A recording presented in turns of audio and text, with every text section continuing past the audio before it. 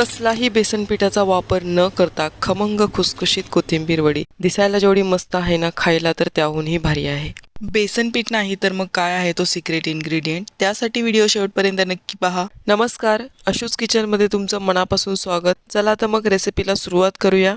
एका mixing bowl मध्ये 2.5 वाटी कोथिंबीर स्वच्छ धुवून चिरून घेतलेली आहे।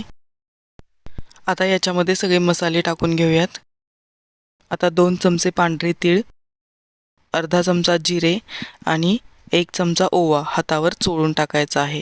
1 मोठा चमचा तेल, 3 चमचे तांदळाचं पीठ, 1 वाटी ज्वारीचं पीठ। आता हे सगळं मिक्स करूयात आणि थोडं थोडं पाणी घेऊन हे मळून घेऊयात।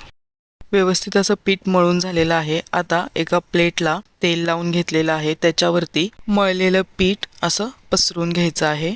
चारी बाजूने एकसारखं होईल असं पसरवायचं आहे ते, जेणेकरून वडीची साईज एकसारखी होईल। आता याच्यावरती पांढरे तीळ टाकायचे आहेत, ते दिसायला छान दिसतात। हलक्या हाताने त्याला थोडं दाबून घ्यायचं आहे। वरती एका कढाईमध्ये मी पाणी ठेवलेलं होतं, ते उकळलेलं आहे।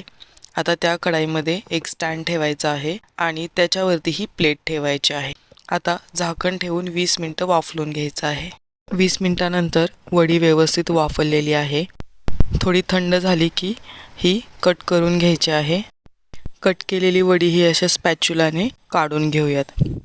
हे बघा, एकदम व्यवस्थित वडी निघालेली आहे, कसलाही खाली चिकटलेली नाहीये। मस्त अशी वडी रेडी झालेली आहे। ही वडी गरम गरम तेलामध्ये तळून घ्यायची आहे। एकदम मस्त खमंग होईपर्यंत ही वडी तळायची आहे। मस्त खमंग खुसखुशीत अशी कोथिंबीर वडी तळून झालेली आहे। दोन्ही साइडून एकदम मस्त तळलेली आहे, हे तुम्ही बघू शकता। तर मग कसा वाटला हा व्हिडिओ आवडल्यास लाईक, शेअर आणि सबस्क्राईब करायला विसरू नका। थँक्यू। Happy cooking.